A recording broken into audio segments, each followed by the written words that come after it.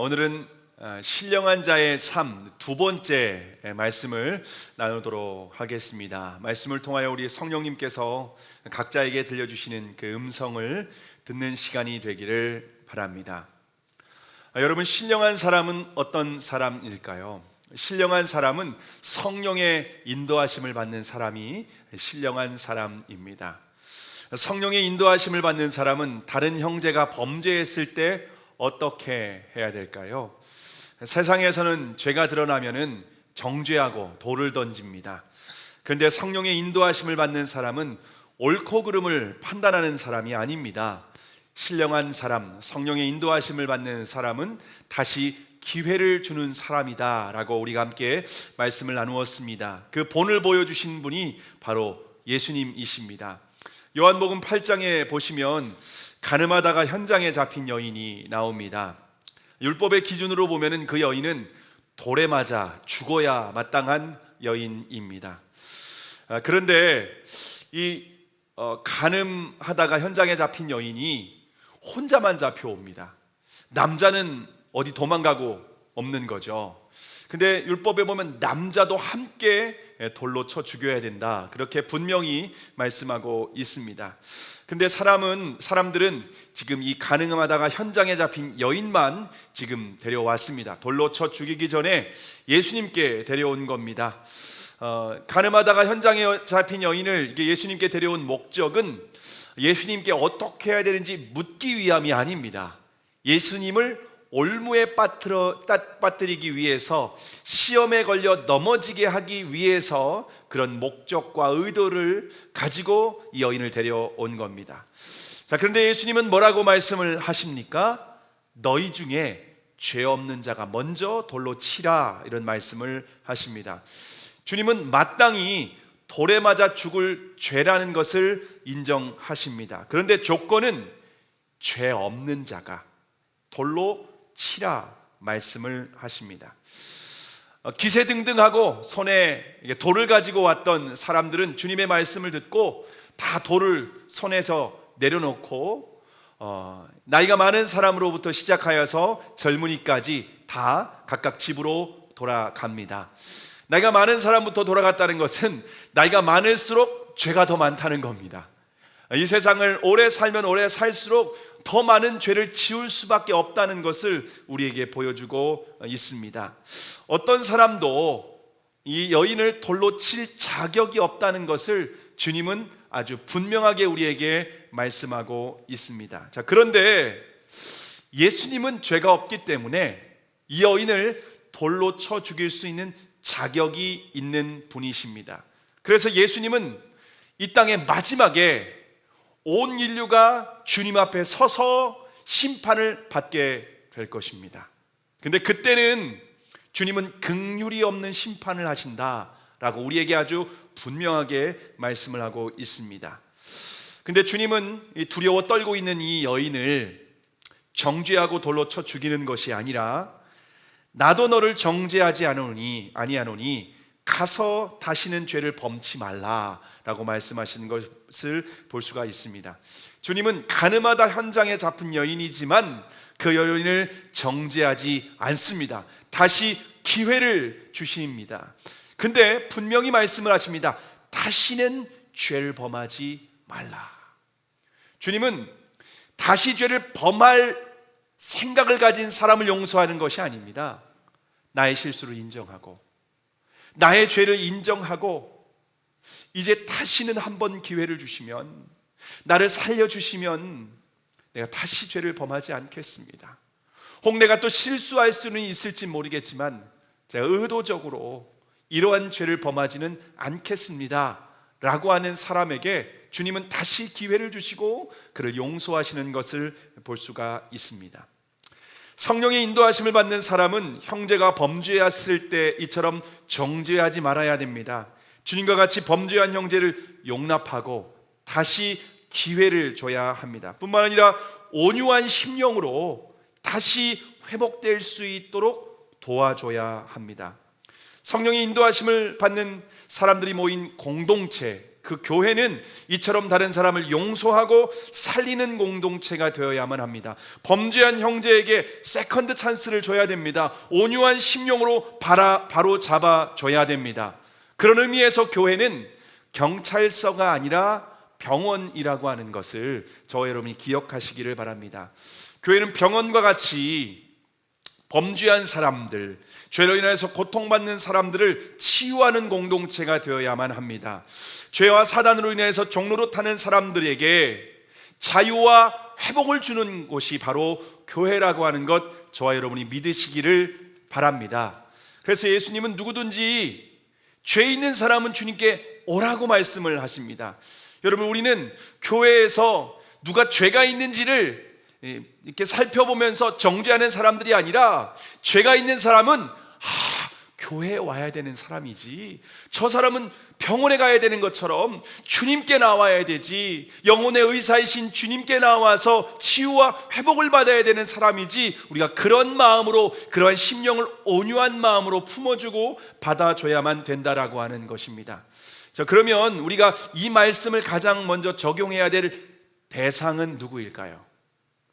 우리는 가정 안에서 나의 남편과 나의 아내에게 다시 기회를 주고 온유한 심령으로 바로 잡아주는 사람이 되어야만 합니다.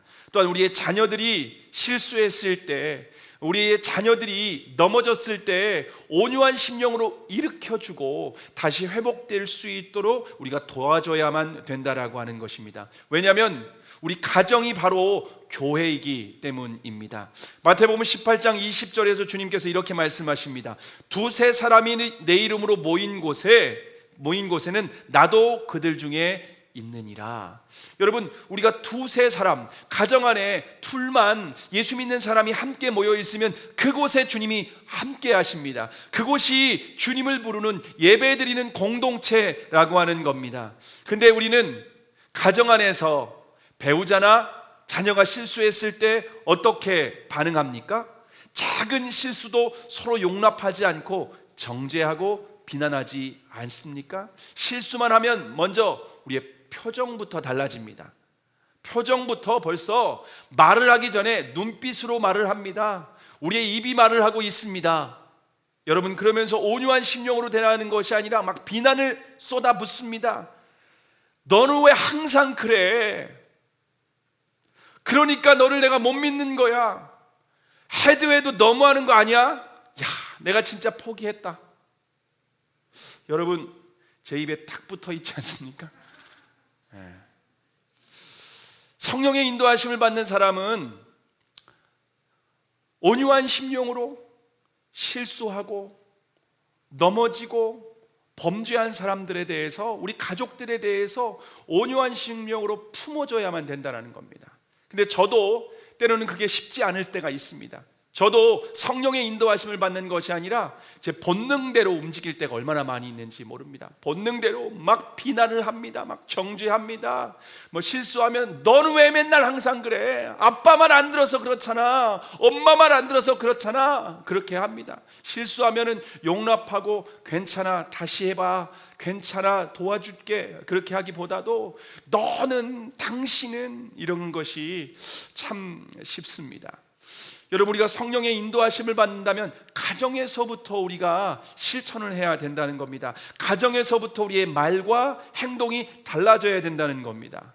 가정에서 우리가 실수하고 우리가 다른 사람이 어떤 연약함이 보였을 때 용납하고 온유한 심령으로 바로 잡아줘야만 된다라고 하는 겁니다. 성령의 인도하심을 받아서 내 본능대로 막 습관대로 막 정죄하고 왜 그래? 언제까지 내가 참아야 돼? 여러분, 이것이 바로 우리의 본능대로 하는 겁니다. 성령님께서 내게 하신 방법대로, 예수님께서 가늠한 여인에게 한 방법대로 우리가 가정 안에서 우리의 형제 자매들, 우리의 아내, 남편, 자녀들에게 이것을 먼저 실천해야 되는 겁니다. 그럴 때 비로소 우리가 그리스도의 법이 가정 안에서 성취되는 겁니다. 그런 사람들이 모인 공동체가 힘이 있고 그런 사람들이 모인 공동체가 연약한 사람, 범죄한 사람, 그런 사람들을 품고 병원과 같이 치유하고 회복하는 공동체가 되는 줄을 믿으시기를 바랍니다. 자, 그런데 우리가 다른 사람의 짐을 질 때 명심해야 될 것은 무엇일까요? 우리가 명심해야 될 것이 있습니다. 오늘 본문 3절의 말씀을 우리가 함께 읽겠습니다. 시작. 만일 누가 아무것도 되지 못하고 된 줄로 생각하면 스스로 속임이니라. 우리가 다른 사람의 짐을 질 때 스스로 속지 말아야만 합니다. 우리가 연약한 형제의 짐을 지다 보면은 우리의 마음 가운데 어떤 마음이 드는지 아십니까? 우월의식이 듭니다. 우월의식이 우리의 마음에 생기는 겁니다. 자신은 다른 사람을 돕고 있기 때문에 자신은 뭔가 된 사람인 줄 착각하게 되는 겁니다. 이처럼 교만한 마음을 품을 수 있다는 겁니다. 만약 그런 마음과 생각이 있다면 그것은 스스로 속이는 것이라는 겁니다. 우리가 다른 사람을 돕는다고 해서 더 나은 사람이 결코 아닙니다. 우리가 하나님의 은혜로 지금 이렇게 서 있을 뿐입니다. 하나님의 은혜로 우리가 다른 사람을 도울 수 있다는 겁니다. 만약 하나님의 은혜가 없이는 우리가 범죄하는 자리, 우리가 실수하는 자리, 넘어지는 자리에 있을 수밖에 없다라고 하는 겁니다. 우리 모든 사람은 하나님 앞에 의인은 단 한 명도 없습니다. 모든 사람이 죄를 범하였으며 하나님의 영광에 이를 수 없다라고 분명히 말씀을 하고 있습니다. 의인은 없나니 하나도 없습니다. 여러분, 그러면 내가 연약한 양자를 도울 수 있다는 건 우리에게 은혜가 있다는 겁니다. 하나님께서 은혜를 주셨기 때문에 내가 넘어지지 않은 겁니다. 하나님이 은혜를 주셨기 때문에 다른 형제를 도울 수 있는 겁니다. 내 힘과 능력이 아닙니다. 내 지혜가 아닙니다. 내 결단이 아닙니다. 하나님이 나에게 힘과 능력을 주시고 내가 넘어지지 않을 수 있도록 성령님께서 나를 깨닫게 하시고 인도하신 증거라고 하는 겁니다. 제가 얼마 전에 한 선교단체에서 진행하는 온라인 컨퍼런스에 참여를 했는데요, 이번 제가 컨퍼런스에 참여하면서 매우 중요한 것을 깨닫게 되었습니다. 그 선교단체는 38년 동안 북한 선교를 하고 있는 선교단체인데요, 이번에 주제는 다만 악에서 구하옵소서라고 하는 주제였습니다. 북한이 악으로부터 구원해 달라는 겁니다. 지금 김정은 정권 아래에서 고통받고 신음하고 있는 그 북한에 있는 우리 민족들, 우리 동포들이 회복될 수 있도록 기도하는 시간이었습니다. 특별히 북한의 지하교회에서 성도들이 정말 눈물을 흘리며 신앙을 지키고 있습니다. 여러분, 북한에 있는 성도들은요 정말 열악한 환경 가운데 신앙생활을 하고 있습니다. 목회자도 없습니다. 신학을 교육받은 목회자도 없습니다. 예배당도 없습니다. 우리같이 이처럼 사람들 앞에서 드러내놓고 예배를 드릴 수도 없습니다. 그냥 지하에서 숨어서 사람들이 남들에게 발각되지 않는 그러한 상태에서 예배를 드려야만 하는 그러한 상황입니다. 얼마나 어려운지 모릅니다. 만약 발각되기만 하면은요 정치범 수용소에 갇힐 수밖에 없습니다. 그래서 평생 동안 노동을 해야 되기도 하고 또 순교를 당하는 경우도 많이 있습니다. 그러다 보니까 그들이 얼마나 연약함 가운데 어려운 환경 가운데 신앙생활하고 있는지 모릅니다. 북한에 있는 형제들이 바로 연약한 우리의 형제라고 하는 겁니다. 우리의 도움이 필요하고 우리의 기도가 필요한 형제들이라고 하는 겁니다. 그런데 이번에 강사 목사님이 말씀을 전하시면서 매우 중요한 말씀을 하시는 겁니다. 우리가 북한을 위해서 선교한다고, 우리가 북한을 위해서 기도한다고 해서 절대로 우월의식을 가져서는 안 된다는 겁니다. 오히려 북한에 있는 성도들이 한국 교회를 위해서 기도하고 있다는 것 아십니까? 왜냐하면 그들은 참 겉으로 볼 때는 연약한 환경 가운데 있습니다. 도움이 필요합니다. 중보기도가 간절히 절실하게 필요한 형제들입니다. 그런데 그들은요 오히려 가지고 있는 믿음은 순교의 신앙입니다. 내가 예수님 믿는 믿음 때문에 내 생명을 걸고 믿음을 지키고 있는 사람들입니다.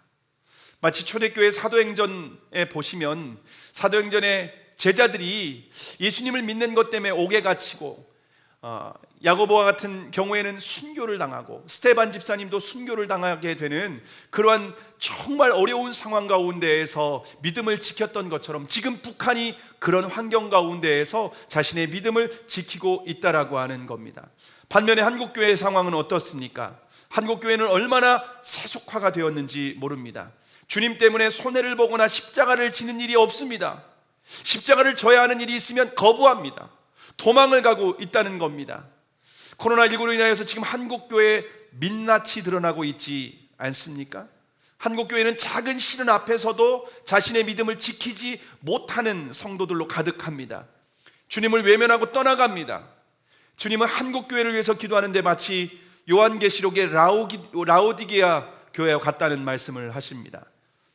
요한계시록 3장 17절에 보시면 내가 말하기를 나는 부자라 부요하여 부족한 것이 없다 하나 내 곤고한 것과 가련한 것과 가난한 것과 내 눈먼 것과 벌거벗은 것을 알지 못하는도다. 한국교회는 겉으로는 부요한 것 같습니다. 부족함이 없는 것 같습니다. 정말 신앙이 좋은 것 같습니다. 정말 주님 사랑하고 주님만 따라가는 것 같습니다. 그런데 주님께서 보실 때는 곤고하고 영적으로 심각하게 메마른 상태라고 하는 겁니다. 영적으로 풍족하지 못하고 가난한 상태라는 겁니다. 영적으로 눈이 멀어서 앞을 보지 못한다는 것입니다. 의복도 입지 못해서 벌거벗은 상태라고 하는 겁니다. 마치 노숙자들처럼 정말 심각한 상태라고 하는 겁니다. 주님은 북한 교회가 아니라 오히려 한국 교회를 바라보시면서 눈물을 흘리고 있다는 겁니다. 한국교회 안에 있는 저와 여러분의 믿음을 점검해야 됩니다. 우리가 다른 선교사들을 보내고 북한에 있는 형제들을 위해서 기도하고 우리가 다른 사람을 돕는다고 해서 우리가 괜찮은 것이 아니라는 겁니다. 우리의 믿음이 과연 하나님께서 인정하실 만한 믿음인가 스스로 자신을 점검해야 합니다. 핍박이 없는 시대 평안 가운데 신앙생활할 때는 여러분 우리가 스스로 점검해야 되는 겁니다. 핍박 가운데 있으면요 그냥 다 검증이 됩니다. 테스트가 끝납니다. 근데 핍박이 없는 우리나라 상황 가운데에서 신앙생활하는 사람들은 스스로 항상 점검할 수밖에 없습니다. 고린도후서 13장 5절에 보시면 이렇게 말씀하십니다. 너희는 믿음 안에 있는가? 너희 자신을 시험하고 너희 자신을 확증하라. 예수 그리스도께서 너희 안에 계신 줄을 너희가 스스로 알지 못하느냐? 그렇지 않으면 너희는 버림받은 자니라. 우리가 교회 안에서 예배를 드린다고 우리가 이렇게 코로나 가운데에서도 예배를 드리기 때문에 나는 믿음이 있어, 나는 괜찮은 신앙이야, 괜찮은 믿음이야, 여러분 그렇지 않다는 겁니다. 스스로 늘 점검하고 테스트해야 된다는 겁니다. 우리 주인 되신 예수님께서 우리의 마음에 있는지 확인해야 됩니다. 우리가 교회 안에 있는지 확인하는 것이 아니라 예수님이 내 안에 계신지 확인해야 됩니다. 여러분 그런 사람이 그리스도인입니다. 그런 사람이 성령의 인도하심을 받는 사람이라는 겁니다. 만약 예수님이 내 안에 없다면, 내가 종교 생활만 하고 있다면 여러분 버림받은 자라는 겁니다. 예수님이 내 안에 있는 사람은 삶에서 열매가 맺히게 되어 있습니다. 그래서 예수님은 열매를 통하여 나무를 알아야 된다는 것입니다. 주여 주여 하는 자가 다 구원받은 자가 아니라는 겁니다. 능력도 행할 수 있습니다. 귀신을 쫓아낼 수도 있습니다. 직분도 받을 수 있습니다. 예배도 드릴 수 있습니다. 그런데 예수님이 우리 안에 없다면, 예수님이 우리 안에 주인 되시지 않는다면 버림받은 자라는 것을 주님 우리에게 분명하게 말씀을 하고 있습니다. 가짜라는 겁니다. 그래서 우리가 고난 가운데 신앙생활을 하지 않을 때 늘 자신을 점검해야 됩니다. 평안 가운데, 특히 우리나라 상황 가운데 신앙생활 하시는 분들 늘 점검해야 됩니다. 그래서 우리가 북한을 위해 기도하는 것은 결국 자신을 돌아보는 시간이라는 것을 깨닫게 되었습니다. 나의 믿음이 변질되지는 않았는지 내 신앙을 점검하는 시간이라고 하는 겁니다. 나의 삶에 죄와 타협한 부분은 없는지, 내가 세속화된 것은 아닌지, 내가 십자가를 따라가고 있는지, 이것을 점검하는 것이 바로 북한을 위해서 기도하는 시간이라는 것을 깨달았습니다. 어제 캄보디아에 있는 선교사님으로부터 카톡이 왔습니다. 목사님, 캄보디아에 이제 도착하여서 한 달이 지났습니다. 자가격리 끝나고 이제 2번의 예배를 드렸습니다. 우리가 후원하는 선교사님입니다. 그곳 가운데에서 코로나 제대로 방역도 되지 않는 캄보디아 현장 가운데에서 주님의 복음을 전하고 계십니다. 그렇게 복음을 전하는 분들, 선교사님들을 위해서 우리가 기도하면서 우리는 사명을 잘 감당하고 있는가? 나는 정말 믿음 안에 있는가? 나는 정말 예수 그리스도를 따라가고 있는가? 점검해야 된다라고 하는 겁니다. 연약한 형제를 위해서 우리가 돕는 것, 여러분 스스로 속지 말아야 됩니다. 나는 괜찮아, 나는 믿음이 좋아, 나는 훌륭해, 영적으로 성숙해, 여러분 착각하지 말라는 것입니다.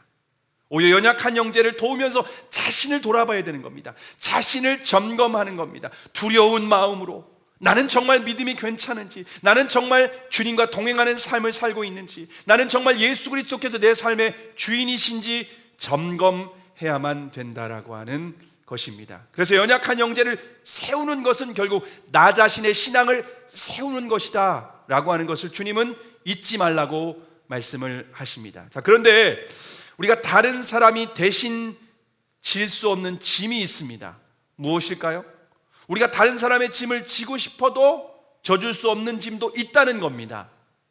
오늘 보면 5절의 말씀을 우리가 함께 읽어볼까요? 시작. 각각 자기의 짐을 질 것임이니라. 여러분, 신령한 사람은 각각 자기의 짐을 져야 된다라고 하는 겁니다. 2절에 보시면 너희가 서로 짐을 지라 말씀을 하시지 않았습니까? 근데 여기에서 2절에 말씀하신 짐은 원어를 보면은 바로스라고 되어 있습니다. 이 바로스라고 하는 것은요, 홀로 감당할 수 없는 짐이나 일을 말합니다. 너무 무거워서 내가 홀로 질 수 없는 짐. 여러분, 그러한 짐들이 있지 않습니까? 육신의 장애를 말할 수도 있고, 경제적인 심각한 어려운 상태라고 할 수도 있고, 또 죄로 말미암아 넘어져서 스스로 일어설 수 없는 상태일 수도 있고, 또 정서적으로 심리적으로 굉장히 연약하여서 우울증이라든가 공황장애로 고통받는 상황일 수도 있다라고 하는 겁니다. 근데 여기 5절에서 말하는 이 짐은, 여기에서 짐은 원어로 보면 포르티온이라고 되어 있는데요, 이것은 한 사람의 짐꾸러미라고 하는 의미가 있습니다. 마치 우리가 배낭을 메고 어딘가 여행을 떠날 때 배낭을 메는 개나리 보찜 이런 것이라고 우리가 이해할 수가 있습니다. 이 짐은 하나님께서 우리 각자가 감당해야 되는 짐이다 라고 말씀을 하십니다. 하나님께서 각자에게 맡겨주신 짐은 사명의 짐을 말합니다. 그리스도인은 하나님을 아버지라고 부르는 영적인 가족 공동체라고 말씀을 드렸습니다. 교회는 가족 공동체인 동시에 예수 그리스도를 머리로 섬기고 있는 한 몸 공동체이기도 합니다. 예수 그리스도를 주님이라 부르는 성도들은요, 우리 예수님을 머리로 모시고 각각 어떤 사람은 손의 역할, 어떤 사람은 다리의 역할, 또 어떤 사람은 눈의 역할, 어떤 사람은 코의 역할, 어떤 사람은 귀의 역할. 저는 설교를 하니까 입의 역할을 감당한다고 할 수도 있습니다. 너무 말이 많으면 안 되겠죠. 그래도 각자 이렇게 지체의 역할을 감당하고 있다라고 하는 겁니다. 이것은 주님께서 우리를 부르실 때 각각 사명을 다르게 주셨습니다. 여러분, 저와 여러분이 다 각각 다른 사명이 있다는 겁니다. 목사는 목사의 사명이 있고 성도는 성도의 사명이 있다는 겁니다. 에베소서 4장 11절과 12절에 보시면 그가 혹은 사도로, 혹은 선지자로, 혹은 복음 전하는 자로, 혹은 목사와 교사로 주셨으니 이는 성도를 온전케 하며 봉사의 일을 하게 하며 그리스도의 몸을 세우려 하심이라 라고 말씀하고 있습니다. 하나님께서 목사, 여기에서 목사와 교사는 같은 역할입니다. 목사는 교사, 가르치는 역할을 하는 사람이라고 하는 겁니다. 또한 사역자로, 복음 전하는 자로, 선지자로, 또 사도로 하나님께서 이렇게 부르셨다는 겁니다. 사역자들의 부르심은 무엇인가 하면은요, 성도를 온전케 하는 일을 하는 겁니다. 성도들이 온전하게 믿음 안에 세워지도록 하는 겁니다. 자신의 신분과 사명을 발견할 수 있도록 가르치는 겁니다. 깨닫게 하는 겁니다. 성령님께서 주신 조명하에서 말씀을 가르쳐서 성도들을 온전하게 그리스도의 몸으로 세우는 일을 하는 겁니다. 그래서 성도들이 봉사의 일을 하며 그리스도의 몸을 세우게 하는 것, 그것이 목사의 사명이라고 하는 겁니다. 축구를 예로 들면은 목사는 감독, 코치와 같은 역할을 하는 겁니다. 코치로서 선수들이 잘 뛸 수 있도록 그렇게 옆에서 조언해주고 또 말씀을 가르치고 또 중보기도 하면서 필요한 모든 것들을 서포트해주고 후원해주는 역할을 하는 겁니다. 성도들은 관중이 아니라 하나님 나라의 선수로 뛰어야 되는 사람들입니다. 하나님 나라의 주전 선수는 목회자가 아니라 성도들입니다. 여러분 중에 박지성이 나와야 되고 여러분의 중에 손흥민이 나와야 된다라고 하는 겁니다. 여러분들이 하나님 나라를 위해서 뛰면서 사명을 감당해야 되는 사람들이라고 하는 겁니다. 교회 안에서 그리고 세상 가운데 가정 안에서 여러분들이 사명을 감당해야만 한다라고 하는 겁니다. 목회자는 그 사명을 잘 감당할 수 있도록 그리스도인으로 살아갈 수 있도록 봉사의 일을 하며 신령한 그리스도의 몸을 세울 수 있도록 목회자가 도와야 된다라고 하는 겁니다. 여러분, 성경 안에 있는 유명한 하나님의 정말 신실한 하나님의 사람들은 목회자가 아니었습니다. 다윗과 요셉과 같은 사람, 정치인이었죠. 다니엘도 그랬습니다. 여러분, 세상 가운데에서 자신의 직업을 가지고 하나님 나라의 사명을 감당했었던 사람들입니다. 그를 통하여서 하나님 나라가 세워지고 복음을 우리에게 전해준 줄을 믿으시기를 바랍니다. 주님의 온전한 제자로 세워지기 위해서 그런데 우리가 예배를 드리는 것만으로 만족할 수 없습니다. 예배를 드리는 것만으로 우리가 하나님 나라의 대표 선수로 뛸 수가 없다는 겁니다. 양육이 필요합니다. 훈련이 필요합니다. 코로나19로 인해서 지금 우리가 함께 양육할 수 없고 제자 훈련 같은 것들을 우리가 시간을 가질 수 없어서 너무나도 아쉬운 가운데 있습니다. 코로나가 좀 안정되면은 여러분들이 다 한 사람 한 사람이 하나님 나라의 대표 선수로 뛸 수 있도록 양육을 받아야 됩니다.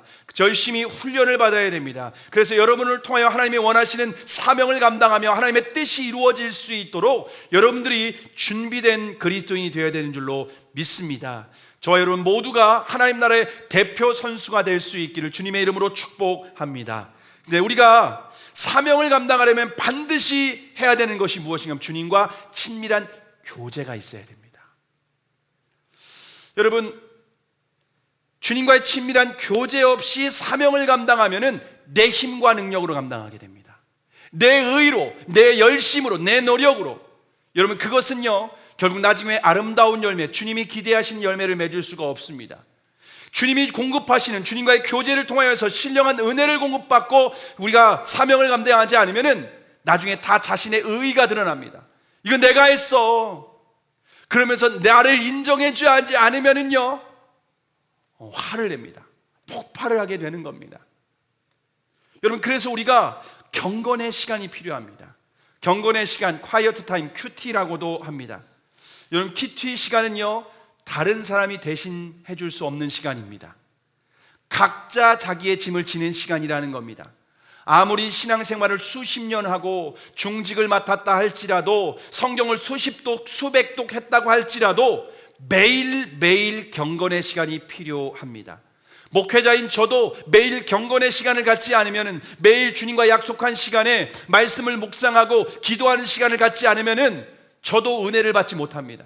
은혜를 받지 않고 못하면은요 결국 내 열심, 내 의로 사명을 감당하다가 결국 하나님 앞에서 나를 드러내도 그러다가 결국 버림받을 수 있다라고 하는 겁니다. 경건의 시간을 갖지 않으면 성령의 인도하심을 받는 것이 아니라 육신의 본능을 따라서 일을 합니다. 육신의 본능을 따라서 성령의 사명을 감당하려고 한다라고 하는 겁니다. 예수님이 주인된 삶을 살아가는 것이 아니라 내가 주인된 삶을 살아갈 수밖에 없다는 겁니다. 경건의 시간은 마치 이스라엘 백성들이 만나를 거두는 것과 같습니다. 이스라엘 백성들이 광야를 거둘 때 매일 하루하루 먹고 살기 위해서는요 하늘로부터 공급하시는 그 만나를 먹어야만 살 수가 있습니다. 만나는 다른 사람이 대신 거둬줄 수가 없었습니다. 자신이 먹을 것은 자신이 거두도록 하는 것이 만나를 거두는 원칙이었습니다. 그리고 만나를 거둘 때는요 매일매일 거둬야 됩니다. 내일 먹을 걸 오늘까지 거두어뒀다 보면은요 내일 먹으려고 하면은 그곳에 벌레가 생겨서 썩어서 냄새나서 먹을 수가 없게 되는 겁니다. 만나는 매일 거둬야만 합니다. 여러분, 이것은 우리의 육신의 밥을 먹는 것과 똑같습니다. 우리가 여러분 어제 밥을 많이 먹었으니까 오늘은 먹지 않아도 되겠죠. 그렇지 않습니다. 어제 아무리 배가 너무 불러서 허리띠까지 풀을 정도로 먹어도 오늘 또 배가 고픕니다. 여러분, 오늘 또 먹으면 옆에 있는 사람에게 아이고 어제 그렇게 먹고 오늘 또 밥 먹어? 그렇게 말하는 사람이 없습니다. 당연히 밥을 먹어야 되는 겁니다. 마찬가지로 우리가 매일매일 영적인 만나를 매일매일 먹어야만 된다라고 하는 겁니다. 그런데 여러분, 이 만나는요 주님을 만날 때 주십니다. 그래서 만나는 주님을 만나면 주시는 만나가 바로 만나입니다. 그래서 우리가 새벽 시간에 유튜브를 통해서 만나를 공급받는 분도 있고, 또 개인적으로 큐티를 하시면서 만나를 공급받는 분도 있고, 뭐 큐티가 아니라 뭐 성경 필사를 할 수도 있고, 또 어떤 분들은 어떤 성경 통독을 할 수도 있고, 각자 이렇게 만나를 공급받는데, 여러분 중요한 것이 무엇인가 하면요, 그 만나는요 내가 지적인 깨달음을 위한 시간이 아니라 그 말씀을 통하여 주님을 대면한다는 것을 잊지 말아야 됩니다. 주님을 만날 때 만나를 주신다는 것, 저와 여러분이 분명히 잊지 않기를 바랍니다. 제가 새벽에 하나님 만나를 주세요 하면서 하늘을 향하여 입술을 벌려 막 기도하는데 갑자기 딱 스쳐가는 게 하나 있었습니다. 무엇인가 하면은요, 우리 연못에 있는 물고기가 생각이 나는 겁니다. 여러분, 제가 연못에 있는 물고기에게 매일 아침 이렇게 사료를 뿌려줍니다. 사료를 이렇게 맨날 뿌려줍니다. 근데 제가 정해진 시간에 아침에 새벽 예배가 끝나면은 커피 한잔 하고 이렇게 사료를 항상 뿌려주는데요, 항상 똑같은 시간에 뿌려주니까 얼마나 신기한 일이 있는가 하면요, 물고기가 그 시간만 되면은요 입술을 막 벌리면서 사료 달라고, 만나 달라고 그렇게 기다리고 있습니다. 막 얼마나 막 요란하게 기다리면서 입술을 벌리고 있는지 모릅니다. 마치 그 새가 새끼 새가 둥지에서 어미에게 막 먹이 달라고 입술을 막 벌리는 것 같습니다. 얼마나 귀여운지 모릅니다. 제가 원래 물고기를 그렇게 귀여워하는 사람이 아닌데 그 물고기가 보면 얼마나 귀여운지 모릅니다. 여러분들이 좀 이따 한번 사료 던져보시면은 아마 그게 어떤 느낌인지 아실 겁니다. 그러면은요 입술을 막 벌리고 있으면 제가 막 주고 싶은 마음이 들어요. 막 던져주고 싶어요. 좀 전에 주고도 또 주고 싶은 마음이 듭니다. 막 입술을 벌려서 사료 달라고 하고 먹이 달라고 하면은요, 그럼 착 뿌려주면은요 막 입술을 벌려서 어떤 경우는요 막 점프를 뛰는 애들도 있습니다. 점프를 뛰면서 사료를 이렇게 받아 먹기도 하는데요, 그게 너무나도 귀여운 겁니다. 여러분, 우리가 만나를 구하는 것은요 입술을 벌려서 하나님 앞에 하나님 은혜를 주세요, 주님 은혜를 주세요 라고 구하는 겁니다. 우리가 계속해서 입술을 벌려 주님께 구하면 우리에게 만나를 주고 싶은 거예요. 은혜를 주고 싶은 거예요. 우리가 하루를 살아갈 수 있도록 필요한 은혜, 신령한 은혜, 능력, 지혜, 하나님께서 우리에게 필요한 모든 은혜를 하루하루 주시는 겁니다. 근데 매일매일 구해야 되는 겁니다. 이 매일매일 구하는 것을 통해서 우리는 주님과의 관계가 끊어지지 않게 하는 겁니다. 만약 한 달치, 1년치를 한 번에 주면은요 안 찾아옵니다. 한 달 동안 주님 찾지 않습니다. 1년 동안 주님 찾지 않습니다. 주님은 그걸 원하지 않습니다. 만나는 주님을 만나면 주시기 때문에 만나를 받는 시간은 주님을 만나는 시간이라는 겁니다. 그래서 우리가 주님을 만나야 되기 때문에 주님은 하루치, 만나는 하루용입니다. 유통기한이 하루예요. 그래서 매일매일 우리가 만나를 구하듯이 입술을 벌려 주님께 은혜를 구할 때 주님께서 우리에게 풍성한 은혜를 채워주시는 줄을 믿으시기를 바랍니다. 근데 우리가 매일 만나를 얻는 것은 자신에게 영적인 만족이 있습니다. 그래서 자신에게 자랑거리, 스스로에게는 자랑거리가 될 수는 있지만 다른 사람에게 자랑할 만한 것은 아니라는 겁니다. 그래서 4절에 보시면 그래서 이렇게 말씀하시는 겁니다. 각각 자기의 일을 살피라. 그리하면 자랑할 것이 자기에만 있고 남에게는 있지 아니하니라. 여러분, 우리가 영적인 은혜를 공급받는 것, 주님과의 관계를 유지하는 것, 여러분 이것은 자랑할 만한 것이 아니라는 겁니다. 우리가 삼시세끼 꼬박꼬박 챙겨 먹듯이 우리가 영의 양식을 먹는 겁니다. 매우 당연한 일이라고 하는 겁니다. 영적인 건강을 위해서 우리가 매일매일 반드시 필요한 일이라고 하는 겁니다. 성령의 인도하심을 받으려면 우리가 이 일을 멈추지 말아야 된다라고 하는 겁니다. 자랑할 것이 아니고 자신에게는 영적인 만족은 있다라고 하는 것을 우리에게 분명히 말씀하고 있습니다. 그런 사람이 다른 형제의 짐을 질 수 있고 그런 사람이 사명을 감당할 수 있는 겁니다. 만약 이 만나를 공급받지 못하는 사람은 내가 짐이 되는 인생을 살아가게 될 수밖에 없습니다. 목사님, 나는 그렇지 않아요. 나는 누구에게 짐이 되는 인생이 아니에요. 나는 얼마나 부지런하고 나는 얼마나 열심히 살고 나는 얼마나 정말 최선을 다하는지 몰라요. 여러분, 만나를 공급받지 못하는 사람은 무조건 짐이 됩니다. 목회자에게도 짐이 될 수 있고 다른 형제들에게도 짐이 될 수 있다는 겁니다. 내가 범죄를 하고도, 내가 육신의 정욕을 따라가면서도, 내가 주인된 삶을 살아가고도 스스로 눈치를 채지 못하고 스스로 깨닫지 못하는 사람이기 때문입니다. 여러분, 늘 주님과의 교제를 통하여서 영적인 만나를 공급받는 사람만이 사명을 감당할 수 있고 다른 형제의 짐을 함께 감당할 수 있는 성령의 인도하심을 받는 삶이 되는 줄을 믿으시기를 바랍니다. 신령한 사람은 주님과 친밀하게 교제하며 자신의 사명을 감당해야 됩니다. 그리고 공동체 안에 그런 사람들이 연약한 지체의 무거운 짐, 홀로 감당할 수 없는 짐을 함께 지고 갈 수가 있습니다. 우리가 연약한 형제를 바라볼 때 온유한 심령으로 세워주고 함께 천국까지 우리의 믿음의 여정을 이어가는 사람들입니다. 주님 나라에 우리가 이를 때까지 우리의 지체들, 우리의 동역자들, 우리의 한 몸 공동체로 부르신 우리 성도들을 한 사람 한 사람 돌보며 함께 이 길을 끝까지 완주하는 저와 여러분이 될 수 있기를 바랍니다. 그럴 때 우리가 천국에서 영원토록 하나님 나라에 하나님을 예배하며 찬양하며 영광스러운 우리의 미래가 기다리고 있는 줄을 믿으시기를 바라고, 신령한 사람으로서 성령의 인도하심을 받으며 오늘도 자신의 짐을 지고 다른 형제의 짐을 지는 저와 여러분이 되기를 주님의 이름으로 축복합니다. 기도하시겠습니다.